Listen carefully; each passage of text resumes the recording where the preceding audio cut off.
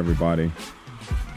I'd like to welcome you this afternoon to another edition of the Dragon's Lair Motorcycle Chaos, our online podcast dedicated to the people out there that love the motorcycle club world and the things that we stand for.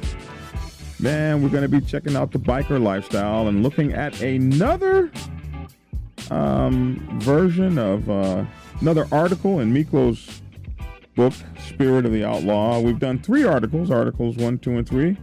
We're going to look at Article 4, and hopefully we'll have a great time. So I'd like for you guys to check us out, like, follow, and subscribe. All of those things. You can find us here on the Dragon's Lair Motorcycle Chaos anywhere you get your podcast. We also have the Black Dragon Biker News Network over on YouTube, Black Dragon Biker TV. Biker news you can trust, and of course the Black Dragon Biker TV channel where we do on YouTube, Facebook, Instagram, and TikTok, Black Dragon Biker TV. We do motorcycle club protocol videos to help you in your motorcycle club life, helping you try to, do the things that makes you happy. You know what I mean? So with that, with no further ado, we're going to get over here to, this is Miklo, Aaron Miklo, 1%er Swoboda, the spirit of the 1%er. And we've been reading that for you guys for a little while. And we're going to start out here with Article 4, man. And this is really cool, man, because this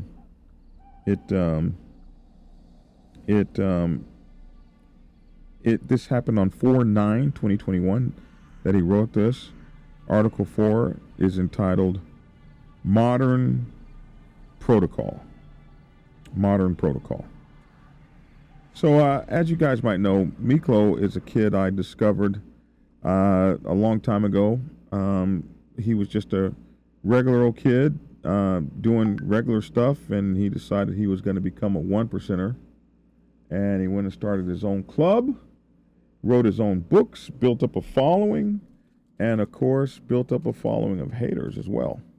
So whenever you're doing your thing, there's going to be somebody out there that doesn't like you. And a lot of folks say they don't like the way Miklo has done this, that, or the other.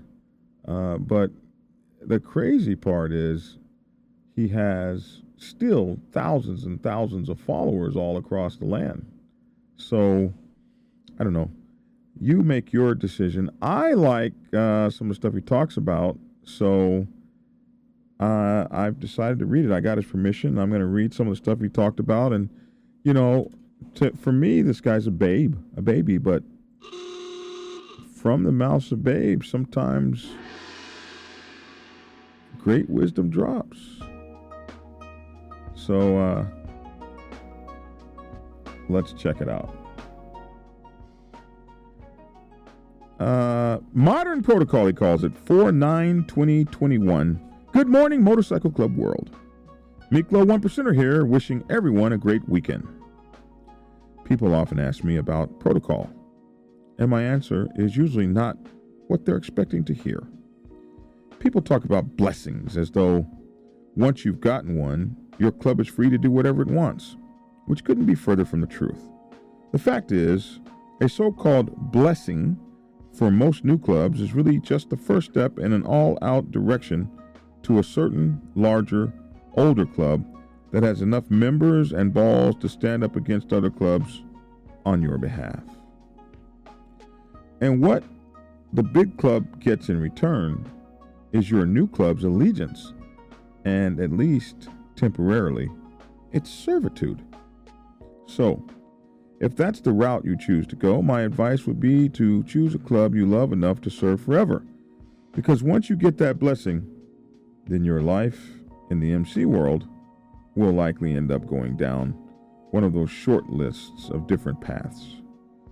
Only a few of which is being honorable, in my opinion. First, let me say that for long-established family clubs, things will likely go differently than they would for a new club. If your club is a long-established family club, then obtaining a blessing will likely be a lot easier with fewer stipulations than a brand new club. Typically, for a long-established family club, the only stipulation will be that you remain a family club and never turn around trying to overthrow the club that gives you the blessing. Now, for the person that's part of a new club that obtains a blessing, the first option is that you'll stay in the blessed club forever, which, once blessed, will likely play some kind of support role for the club that blessed it. There's nothing wrong or dishonorable about that option, and it works out quite well for a lot of people. It just depends on you and the level you're comfortable at while serving the MC Nation you love. Or another option. You could maybe take the very rarely taken route of being so damn righteous that it goes from support club to brother club. This almost never happens. And it would be one of the only honorable ways that you could choose to serve your own club above the club that blessed it. This is extremely rare. This is an extremely rare occurrence. And even if your club grows and is righteous enough for the club that blessed it to grant it freedom as its own entity and brother club, in order to stay honorable, you'll still need to serve the original club that gave the blessing, but as a brother club instead of a support outfit. As I said, this is a rare occurrence and probably merits its own article. Another route your blessed club may take is making a series of calculated moves to grow out of the support role against the club that gave blessings and its wishes, and grow enough numbers of men willing to commit violence to be able to stand up to the club that gave the blessing and say, we're not under you guys anymore. A lot of people in today's MC world would have you believe that this is the right way to rise into the position of a 1% club, but I disagree. And in my personal opinion, it's extremely underhanded, dishonorable, and dishonest. Even if a coalition backs a play like that, I find it very dishonest. I feel like you should be honest from the start with the club you're seeking the blessing from, and you shouldn't be just using them as a stepping stone if it's your intention to be your own club all along. That answers if it's your intention to be your own club that answers to no one and makes all its own decisions, then in my opinion, you should just be upfront from day one and not even seek a blessing from anyone, because you're your own entity from the gate and you don't want or need anyone's blessing. Another truly dishonorable option people take is becoming what I call an advantageous club hopper, which simply means they never really cared about any one club. They've always only served themselves. They jump club to club as opportunities present themselves, and before their 50th birthday, they've been in 4 different 1%er motorcycle clubs. The funniest part about that option is many people today will still call it the right way, simply because the person doing it dons the patch of a club from the list of cool clubs.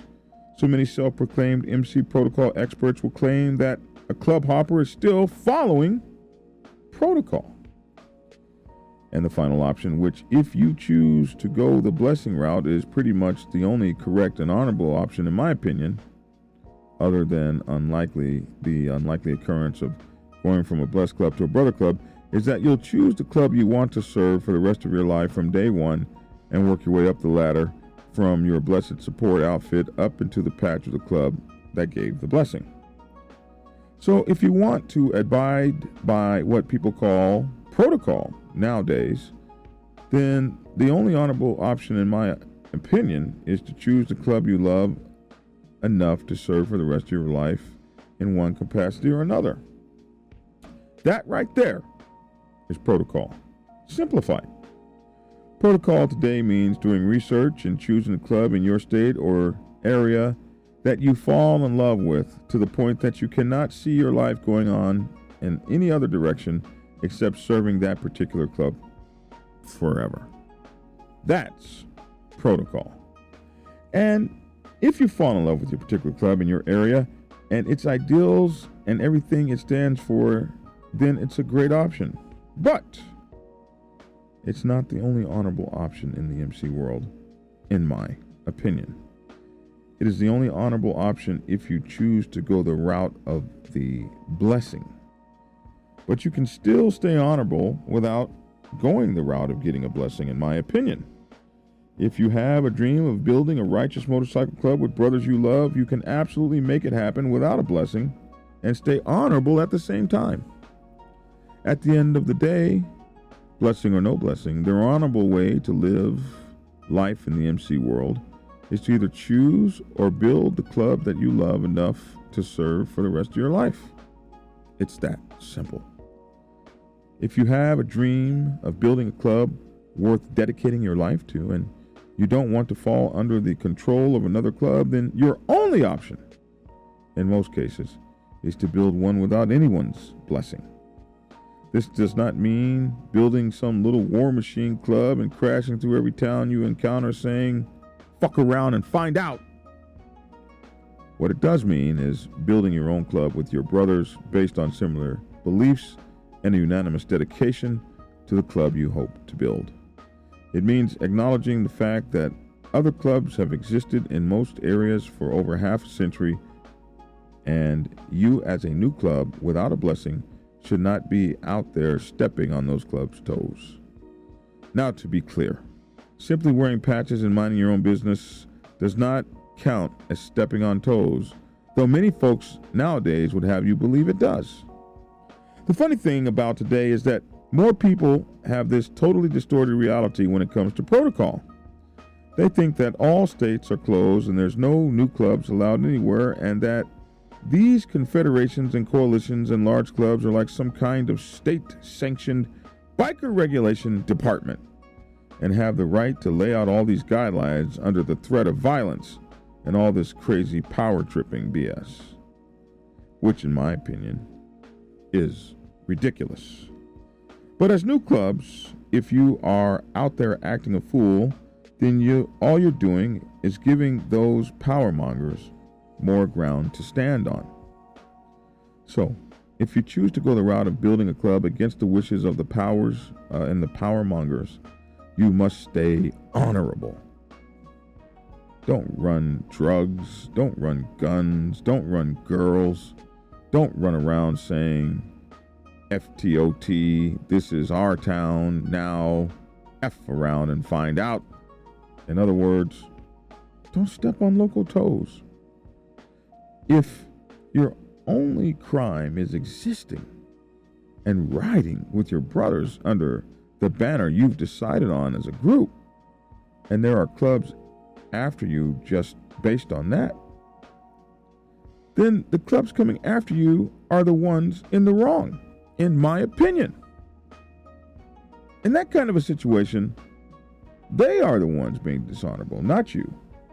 And if you build a club that you love enough to give the rest of your life to, then standing up for it against anyone and anything until the death shouldn't be a problem.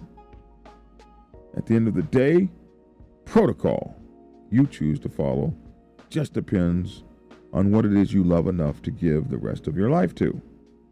Don't club hop. Don't disrespect other clubs.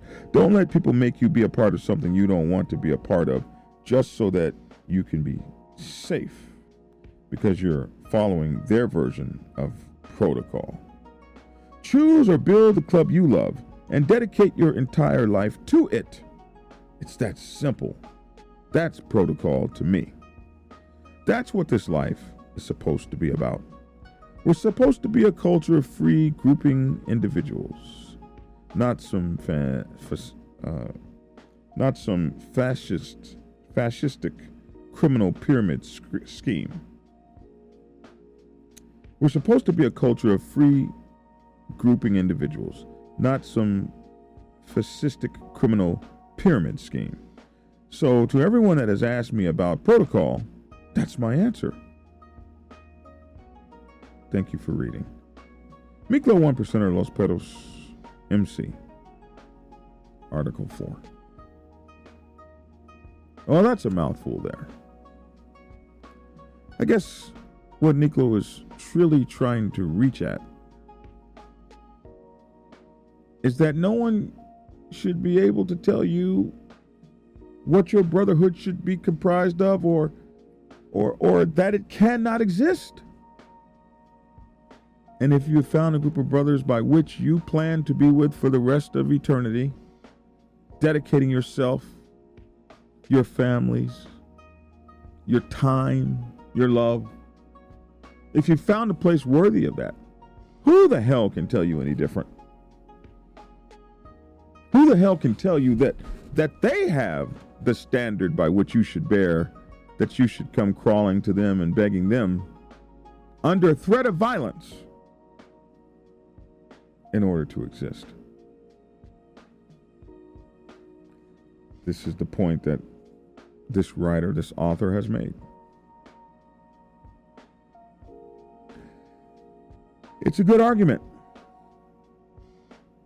and one that is Article 4 in his book, The Spirit of the One Percenter. You make up your mind, but let us know what you think in the comment section. We'd be interested in knowing how you feel about this article that I've just read. Then it all comes down to hold it like you can walk it like you can hold it. Say it and speak it, and then make sure you have what it takes to make it so.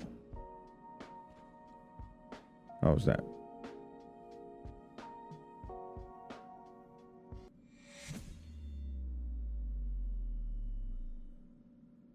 So we move forward. As we are edified and our minds have been uplifted. You know? Anyway, that's my 2 cents. I'd love to hear your 2 cents in the comments section below. I'm Black Dragon. Check us out, man. Monday through Friday, we're doing our podcast for you. Here at the Dragon's Lair Motorcycle Chaos, we are not fake news. You are fake news. Black Dragon Biker News Network. Biker news you can trust. Biker news you can trust. Biker news you can trust. Biker news you can trust.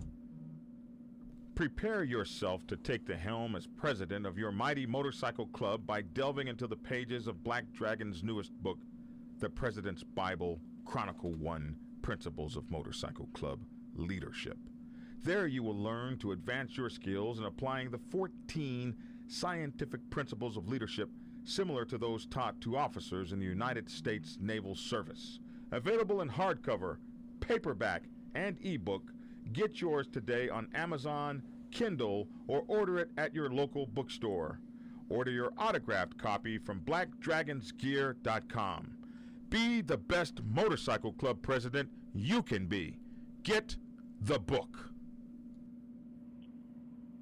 Get Black Dragon's first book, The Prospect's Bible, to learn how to join a motorcycle club.